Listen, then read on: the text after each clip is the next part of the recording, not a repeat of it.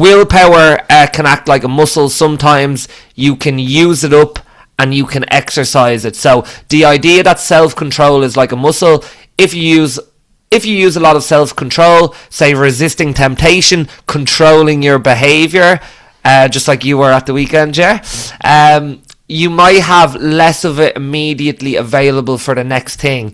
But also, just like you can train physical muscles, lifting weights over time, you might be able to strengthen your self-control muscle by doing small, repeated acts of self-control, which improve your general capacity. What the research shows, so the strength model of self-control, originally developed by Roy Baumeister and colleagues, uses the muscle metaphor. Regular exertions of self-control can improve willpower, strength, and stamina, just as exercise training can strengthen muscle. So if you're trying to practice self-control a lot at any one time, it means you might have less control or resistance to temptation for the next thing. Does that make sense? Yep. Can you think of an example in your head? Well, you go. I suppose we could just talk about fucking diet and stuff when people like self-control, but it's just over restriction. So like, you know, you'll go to a party and you won't eat this, you won't eat that, and then you come home later on at night and you absolutely massacre your fucking kitchen with everything you've been trying to avoid. Mm-hmm. So like that would be one, I suppose, topic relatable to what we do. Yeah, that's true. And it's like, if you're trying to do everything all at once, it's like you've gone from like not exercising and probably eating a lot of kind of ultra processed food to then being like, okay, now I'm going to train every day and I'm going to eat, you know, nothing but vegetables and fruit and protein, and I'm not going to have. So it's like, yeah, you might be able to like train for the first 2 or 3 days, and you might be able to, you know, avoid, you know, Sorry, it's like 4 to 6 week shred kind of ideas. You know, they get you to give up everything that like you really like, all the foods we think of, the like gluttonous ones we want to have,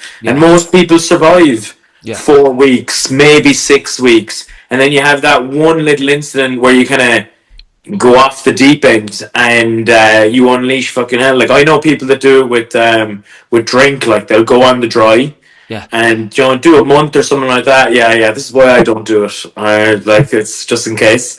But like, you know, people go like off it for a month, and then like every weekend for the next couple of months, then they're on it, and then they're like, oh well, I have to go back on it now. So I'm like, what was the point? Yeah, that's true. What do you think, Rob?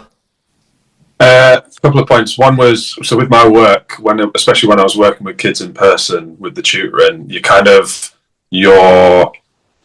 you are like very conscious of how you're communicating. You get the behaviour. You've got to manage that behaviour of the child and kind of just deal with it because they're in a difficult position. You've got to understand it. You've got to, your emotional resilience is tested in the day.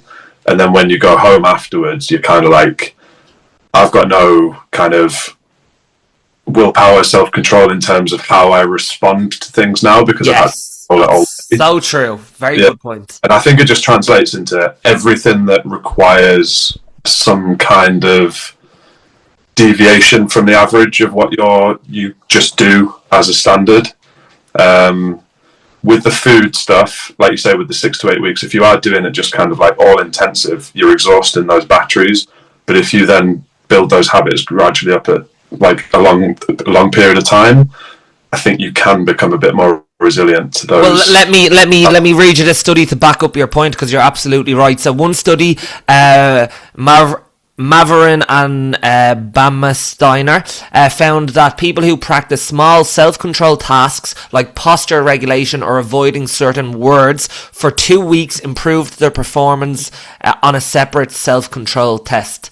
So, well, this kind of leads on to it embodies your point, but also leads on to another point. Is that like if you're trying to practice these small self-control or discipline tasks, just, you know, a little bit and then going back and then doing a little bit more and going back, you're going to get better over time at being disciplined to that behavior. But it also then transfers into other tasks as well of self-control. Yeah. Just because it's natural, doesn't it? Yeah, well, I suppose I could use that example on myself as that, okay, I was never very disciplined at anything, or didn't have, like, wasn't very good at finishing off tasks or anything like that. And I suppose I used fitness as a tool of, self-control and discipline and consistency over time. And that actually then transitioned into me being more disciplined at doing other, like, productivity tasks, even if it was to do with, anything to do with education or reading or anything like that. Like, I didn't read a book until I was probably 24, 25. That also probably had carryover into, I only really got into, being consistent and disciplined with the pursuit of exercise around that time as well. Yeah, so if you do it with something that you feel a bit more passionate about, you lower your wall, you lower your guard a little bit, don't you? And you kind of realise, okay, putting effort in does actually translate into something positive feedback-wise for yourself. So you're like, okay, maybe that next bit I'll get something good back from that, and it feels a bit more safe to approach it like that. Yeah, I think that's true. It's kind of, I know Ger hates running, but I think that running does a lot to do with that as well, because it's an endurance test. It's like, okay, now I can do a 1K run, without stopping, and now I'm gonna try, build that up to, maybe I can go a little bit further, maybe I can do a 5K, maybe I can go a little bit further, maybe I can do, a half marathon or whatever it is. I'm meant to do a charity 5K run this evening, and it is currently raining sideways and howling a gale, and I'm like, I don't really want to go do it. I'm probably not going to go do it because I don't have a costume. Like, it's a fancy dress, but I'm gonna go run a 10K on Saturday instead, just because I'm like, I still want to. Yeah, that's it's almost punishing myself because I'm not doing it. But, like, at the same time, I'm like, as much as I want to do it, I don't want to go out in the cold and the wet tonight. Yeah. And fuck that. Like, I've given up. I haven't given up. I'm not playing sports. I like indoors now. It's nice to stay inside when the weather's like this. So I'm gonna give myself that little bit of a break on it. But what I also think, right, is that, like, I think that, isn't it funny, even, the way you used to play sport when you were younger? Mm-hmm. I suppose that's also kind of, there's a lot of self-control and discipline has to go on there as well. It's like you have to go training even when it's raining out and you don't want to. And I would assume that transfers over to things like, you running a business and doing tasks that you don't want to do and just doing them anyway. It does and it doesn't. Like, having that neurospicy brain, getting tasks done that I need to do, want to do, and certain ones I enjoy, it's not as easy as, like, let's just go do it, or I have to get this done. Like, there's a lot of procrastination, and you get things done. There's leaving things for last minute. Like, Sophia's event at the weekend, I think, did I get back to the Airbnb at like 9 o'clock at night after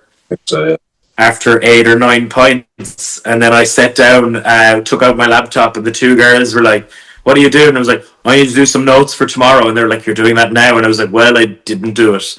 And I've been talking about doing it for about 2 weeks, and, like, there's things that you put off, and then there's things that you can put off, and then that little bit of pressure makes it easier. Yeah, and you did do it.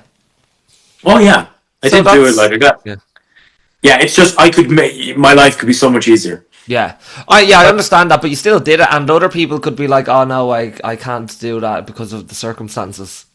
Yeah, and it kind of links to the willpower thing again. Like, you're managing that ADHD, whatever else going on, that through, like, week to week, and your challenge is getting up, training, doing the work, focusing on working with your clients, running the gym, all of this stuff that you're managing in your head, as well as the idea of that event coming up.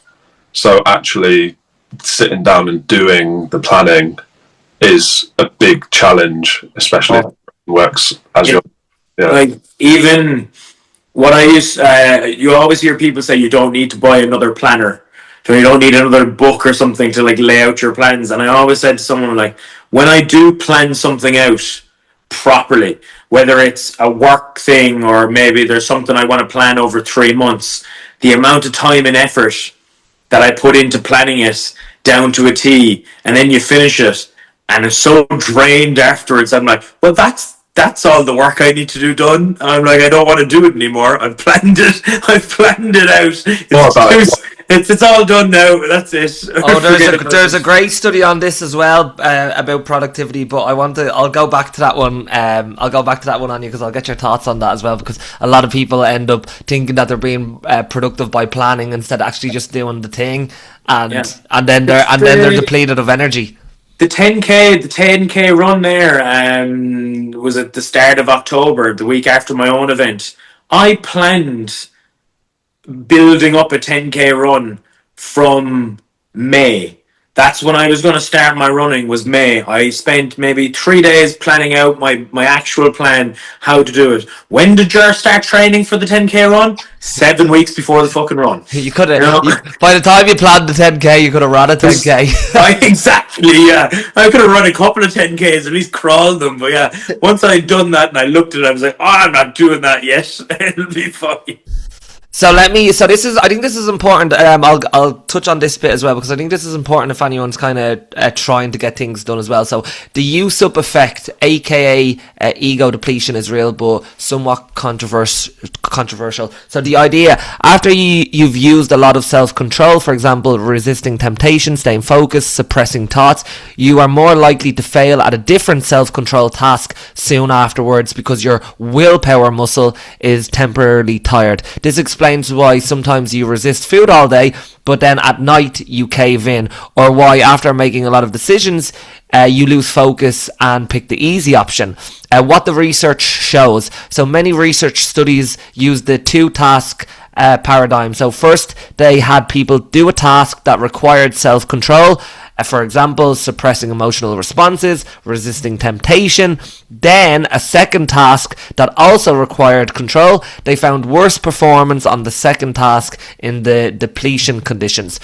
Practical takeaway from this: if you had a long day of resisting temptations, making decisions, suppressing impulses, you're less likely to be able to exert self-control afterwards. So it's wise to reduce temptations, simplify your environment, or automate decisions in those times. Yeah, Rob saw me Saturday evening after the event. I was kind of, my brain was going 90 and trying to, like, with Sophia, make sure like her event was running a certain way and keep things moving. Like, I don't think I ate much during the day. You were kind of like, and I was her helper as well as doing the MC stuff. And we ended up going from, like, we went into the city inside in Leeds. All the people got so overwhelmed. Went into this big food hall where I realised I need to eat something I haven't eaten all day. I think there was about maybe 20 plus choices of places to go. My brain shut the fuck down. Yeah. Like, I think Rachel Henley said to me, she was like, go up to the bathroom and sit there for a while. She was like, you can see my head was gone. Went up to the bathroom, couldn't sit there. I almost went into the prayer room, but I walked into the prayer room, saw all these boys praying, and I was like, this isn't going to help me fucking relax at all. And I came back and I was like, I'm just going to get a pint. I'm just going to sit here. And I think Anna came up to me and she was like, you need to eat something. She was like, are you hungry? I'm like, I am, yeah. And she was like, what do you want to eat? And I'm like, I don't know. And she literally, like, took me like a fucking toddler over to get food. My executive function was gone by the end of the day. And what would have happened was Jar would have ended up having 5-6 pints before trying to get any food. Yeah. I think that translates into quite a lot of people, like, if there's people listening to this, which I'm sure there is, people with, like, our clients, like, that have one diet or they have those restrictions with food, like, they are probably going to work, engaging with people, they're exhausting their resilience with people, draining that battery of self-control with what they say to people, maybe controlling what they're eating, maybe they've had a bad sleep, maybe they've got kids, whatever it is. Like, all of those things contribute to draining that battery, and then as soon as you get home, you're like, I don't know what I want to eat. Bingo. So maybe I'm going to have a drink just to settle my nerves a little bit. As soon as you start having that, you drain even more, and you're just like, do you know what? I'm just going to take away. Tired, a little bit tipsy, have zero energy to try and even counteract any of this. Yeah. I'm just going with what's easy. And it's such a good point, because it's like you get so many people saying things like, oh, I just need to have more willpower so I can, eat healthy and, lose weight and stuff like that. But they don't realise that, you've had a full day's work where, you're probably more vulnerable to unhealthy snacks and stuff like that as well. So you might be saying no to them, which is taking up more energy. Like and like you said, you're dealing with people all day, you're making decisions all day, and then if you don't have them safeguards like pre-planned meals, or like exactly what to have when you go home because it's ready in the fridge, you're relying on too much willpower then. And again, like that, it's easy to just say, all right, I'm just gonna order a takeaway. Yeah, like man, I didn't have breakfast. I needed loads of caffeine because I was off my meds. So like Rob will tell you, after the amount of caffeine I had, most people would be be vibrating on the floor. I was just level. It got rid of my jitters, and didn't eat much throughout the day. And I think I might have had a bit of a brownie. And when I got there, I was like so hungry, so dehydrated. Brain was turned off from over functioning all day long, that like even being surrounded by so many tasty food options, I couldn't think of anything. Couldn't, like, so how people think that like you'll survive a whole day of being switched on, coming, like, you could have a full fridge and a full press and you still won't know what to eat. And eventually you'll just you will go for the easy thing, normally the takeaway or like the sleeve of biscuits. And then all of a sudden you'll be able to be like, well, I shouldn't have had that. Feel like a dickhead, and then you'll want some more food. Yes. Yeah, sometimes. Sorry, go ahead, Rob. Then you end up judging yourself. You judge yourself for what you've just eaten because you now have energy to process what's happened. And you're judging yourself, and then you've got negative thoughts in your head. You find it difficult to switch off before you go to sleep. You maybe stay up a bit later scrolling just to doom scroll or having another drink. And then you wake up tired again the day after because of all of those things kind of wrapped in. Yeah. It's really about simplifying your life as much as possible. I find myself when I'm going through a bad period of nutrition where I don't feel that great. I feel a bit sluggish. I'm very reactive rather than proactive, and it's starting to like catch up on me now. It's like I'll just try and simplify things as much as possible by like if I have if I write a to-do list for the next day, because it kind of eases my brain. Like I'll literally write down the 3 meals that I'm gonna have as well. So it's like I've already have it written down, and it's like I know that I'm gonna have oats in the morning because I decided I've written that down. So I don't need to make a decision tomorrow in terms of what I'm gonna have. It's there. That doesn't always obviously go to plan, but if you can kind of get them decisions done and dusted early in the day, it stops you from being so reactive. Yeah, and you said about simplifying as well. I think it was the talk you were at, Carl. It was at yours, Ger. I think Josh Hill's talking about beans on toast. Yeah. Like just not having to overcomplicate the meal you're going to have and being like, right, now I need to prep the bollocks. Even just the bollocks, simple. You have to prep all the veg. You have to do this, that, and the other. If you're genuinely really hungry and you need something that's relatively good, have some beans on toast with a little bit of... Yeah. Absolutely. Like, it doesn't need to be this huge takeaway that you've ordered just to be... Beans on toast is a banging meal. Shout out to Josh, toasty. actually. Yeah, chicken toasty as well. Like toasty and soup. I think, did someone else say like a chicken Caesar salad and a handful of chips or something like that? Yeah, you know, delicious. Pasta, tomato sauce. Well, you know, chicken. Like I literally just had a load of breaded chicken with a garlic Greek yogurt sauce thing I made and a bit of fruit. Do you know what I'm having? And it sounds terrible, but I'm like, it's so good. Sounds ideal. Do you know what I'm having right now at the moment, or like lately? Is like I've been missing out on lunch a little bit, and like getting a decent amount of protein in lunch. I just get a bagel and I just throw some chicken and cheese on it, and I just put it in the air fryer for 2 minutes, and boom, I'm ready to go. I thought you were going to say Martello chicken wrap I go down to the pub and I get a fucking club sandwich and a little pint. I do eat out too much, and that's. You've said that now before, and that's something you said you'd change, Carl. Yeah, I said yeah. pints. Well, listen, we're not. We're just flawed humans. It's okay. That's We're not. Let me go. So willpower is a muscle. You can train it a little bit. So I suppose what we're really talking about here is, you know, the extent of how much you're trying to change at once.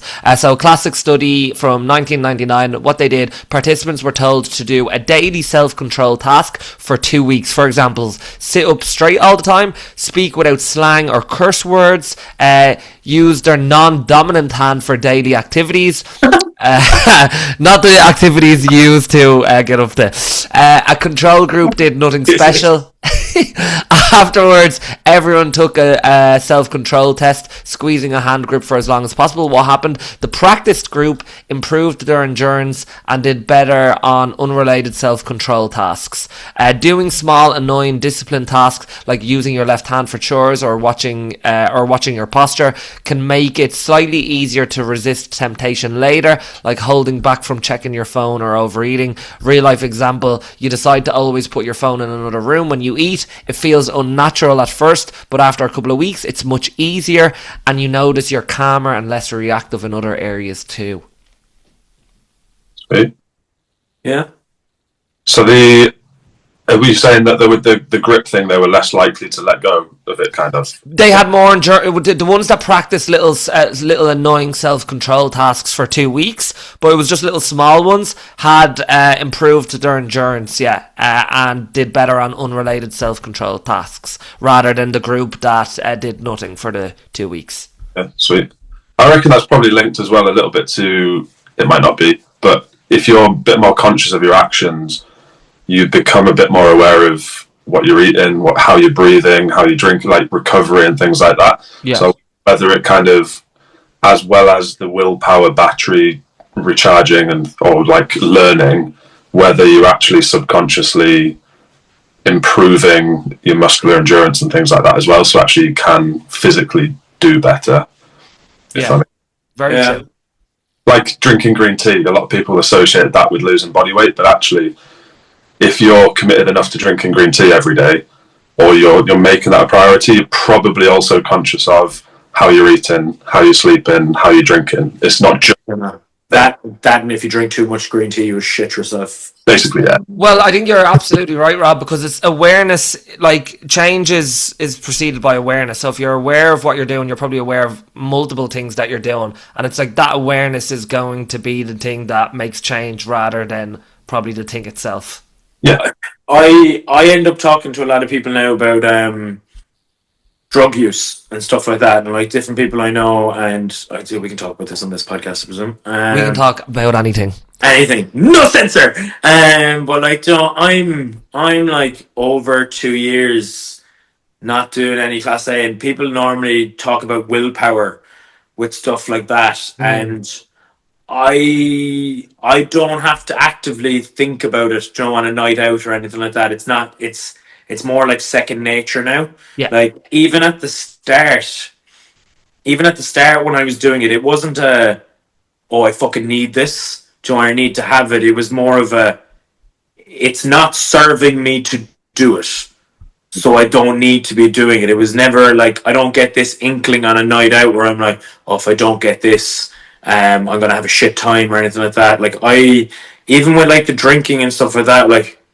yes, I've been frequenting pubs and having more pints over the last 6-7 months, but the idea of going out and getting absolutely pissed isn't the point of the night. It's having a few drinks around different people that, like, I could probably do nights out without having drinks. But then I think, to be honest, I think I'd be less inclined to do nights out anyway, because being around drunk people is awful. Once you get past, that's why most people who are sober on nights out are gone at 10 o'clock, half 10. they're gone by 10, 11 when it starts to get rowdy. When it starts to get to that point where you're like, I don't want to listen to the same conversation we've had for the last 3 years. Or the same conversation in the last 10 minutes. But like willpower wise, like like even one of my clients this morning was like, so you're off the pints now. She was like, how long has it been? And I was like, oh, by the time we get to Sunday morning, it'll be a week. And I'm like, it's not only do it to save money.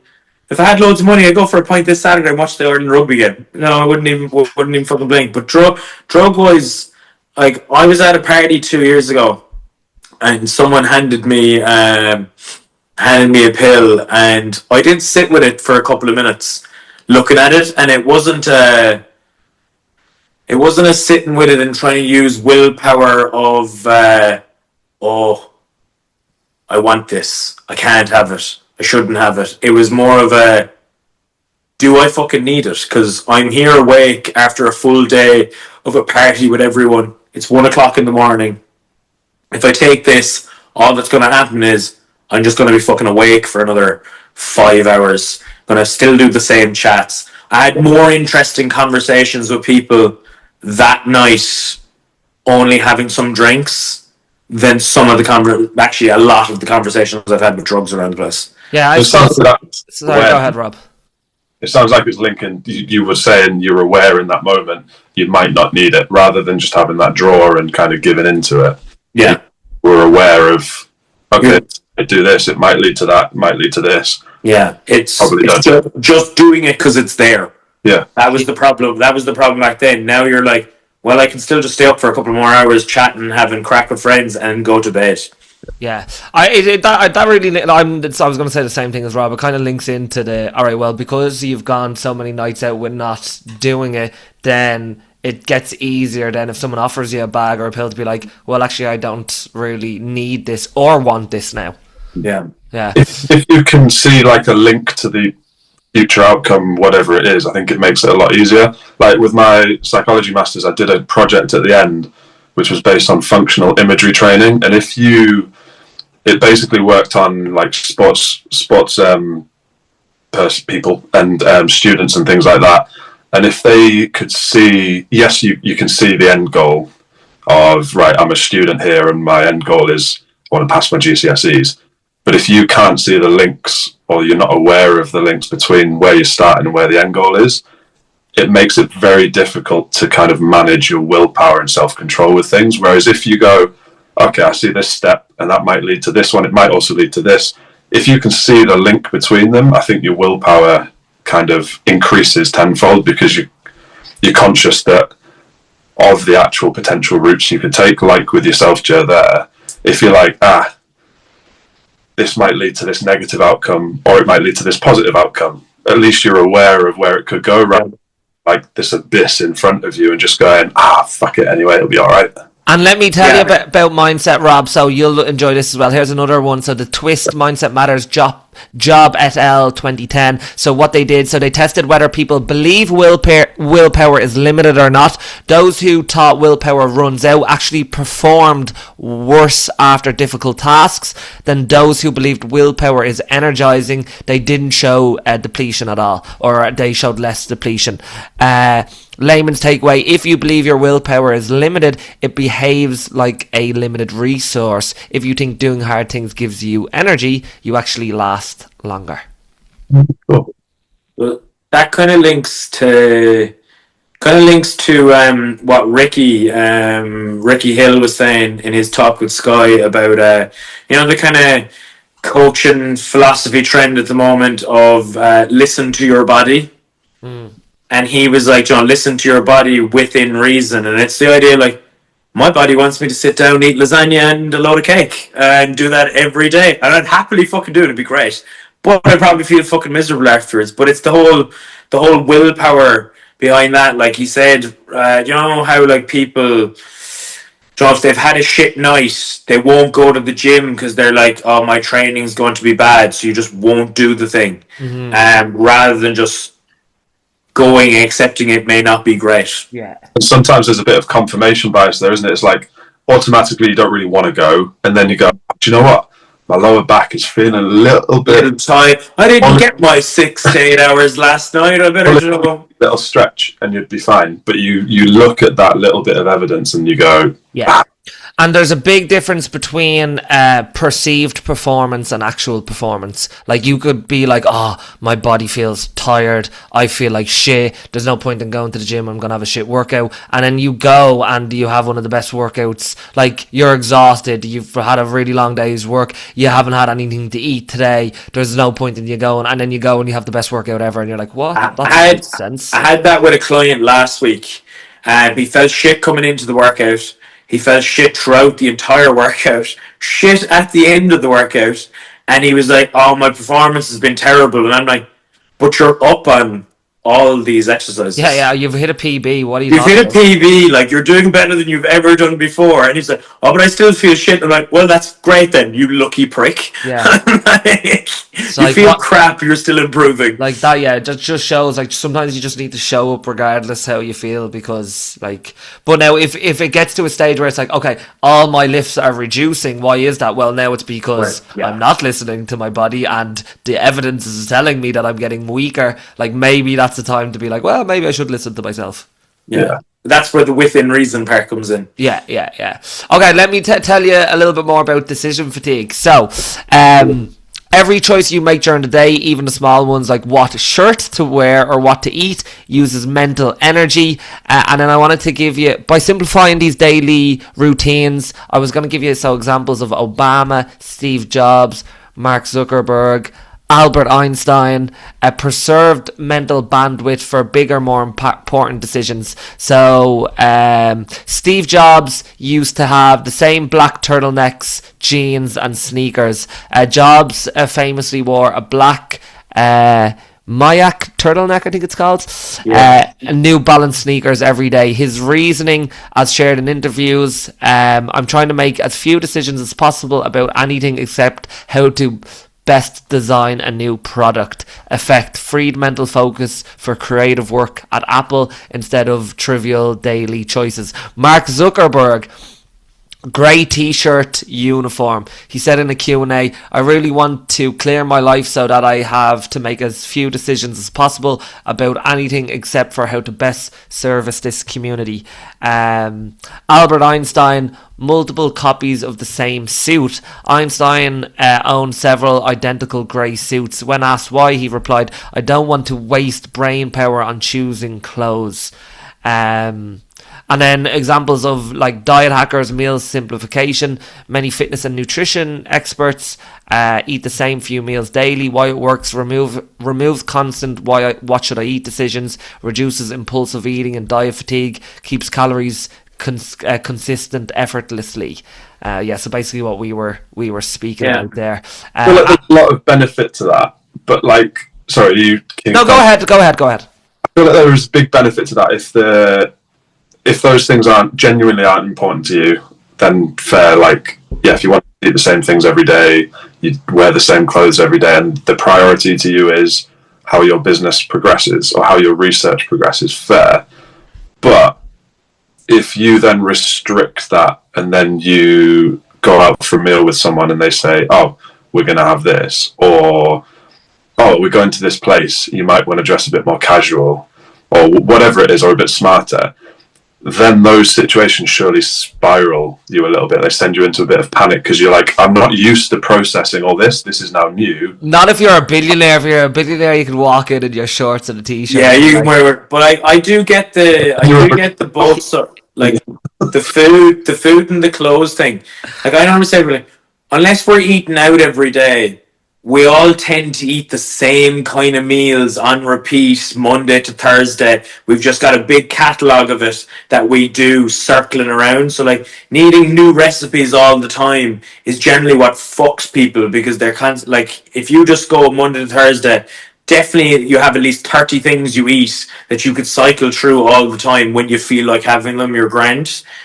The clothes side, everyone knows I love my socks. I have loads of different types of coloured socks, things that say on.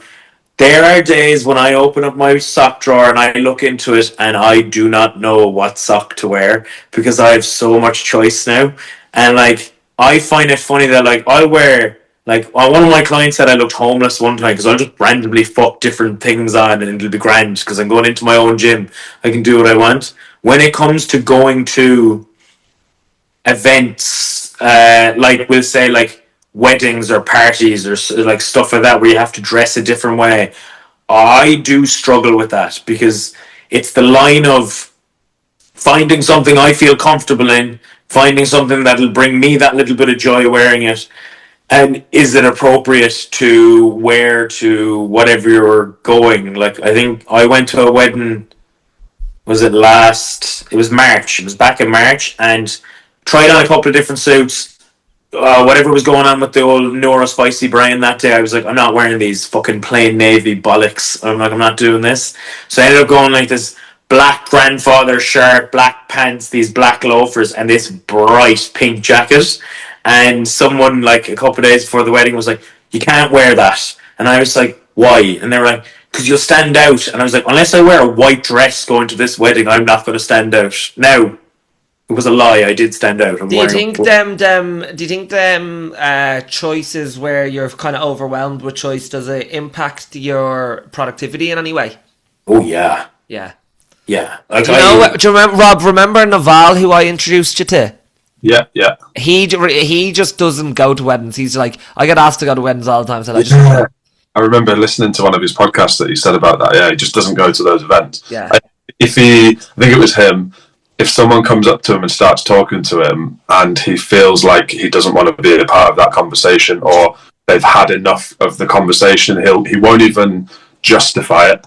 He'll just be like, I'm off. Yeah, he's a badass. Like, but it's so true that we just kind of accept using so much of our mental energy on things that we probably don't even really care about too much. We just get kind of brushed along with it.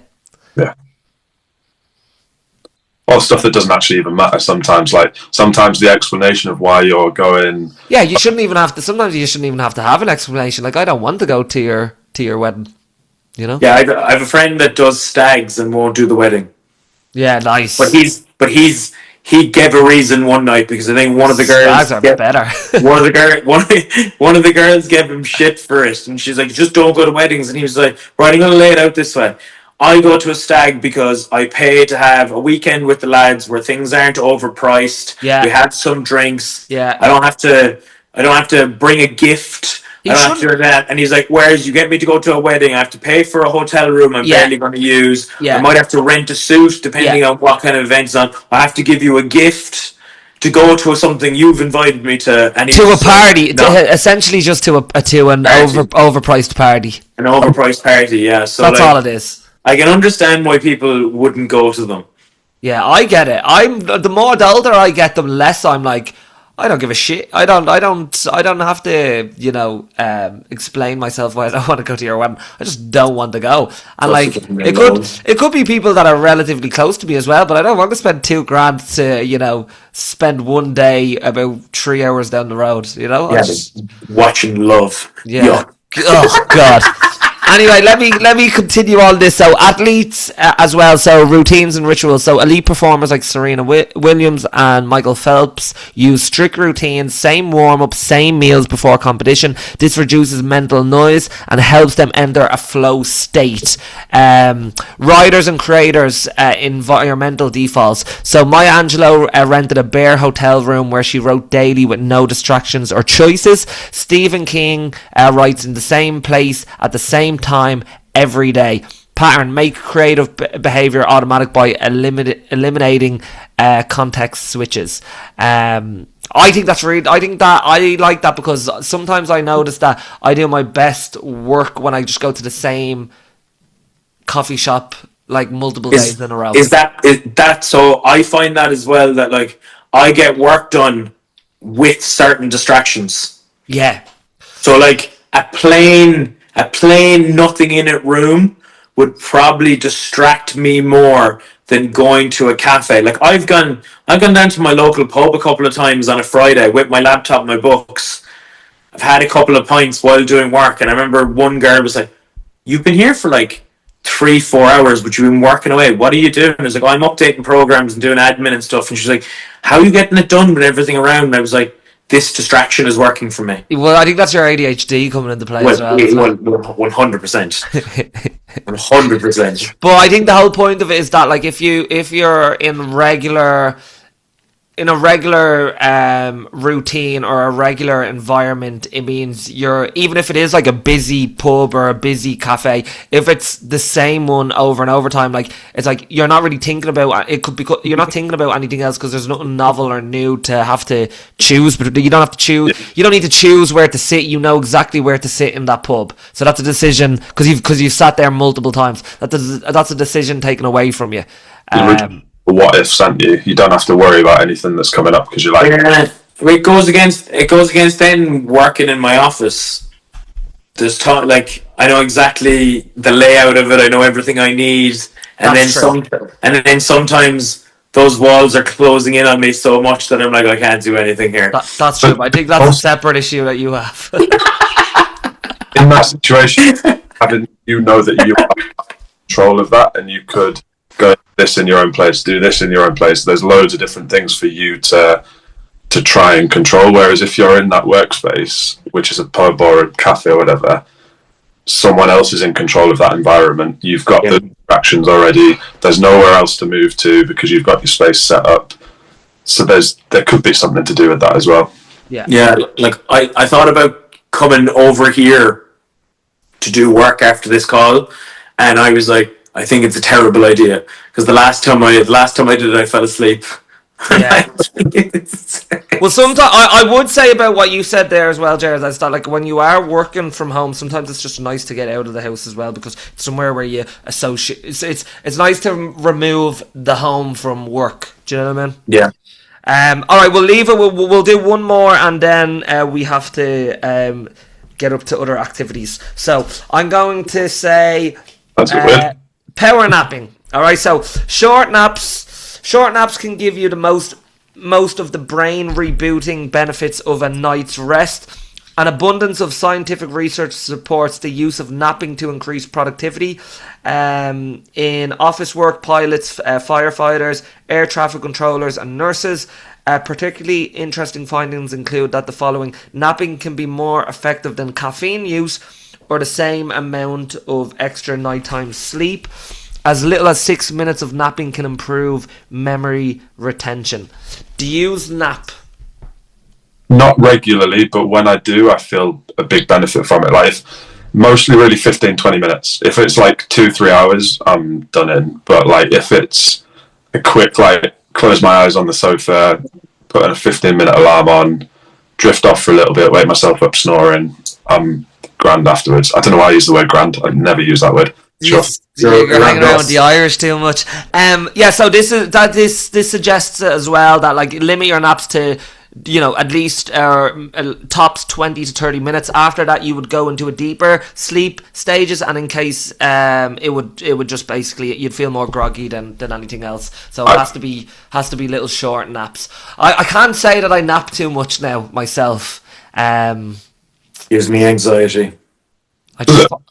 Yeah, because I don't sleep well. So if I get it, like, by the time I get to sleep during the day, it could take me about 20 minutes to try and take a nap.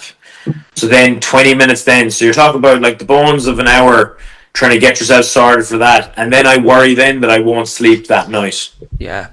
I think I like the idea. My brain is different. I like the idea of the siestas. Are they called siestas in Spain? Yeah.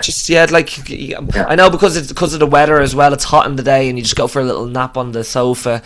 I like that, but it seems like that's like. But back when it was more of like a slow-paced society, and it was encouraged to do that. Now it's like, because everything's like go, and you always have to be productive. Like, again, it's probably contributes to people feeling like they don't have time to nap. Siestas for me would just be an organised break. I remember when we go on holidays abroad and there'd be a siesta time, I'd just be sitting there going, I don't want to be locked in this room. I want to go off and do stuff. Yeah. So, like, I wouldn't be able to relax. Like, I do like how they do it in Spain. Like, like, there's always a public or a church holiday. Fucking loads of them. You know, they only start at certain times. Then you do have the siesta, but then like they do things later over there.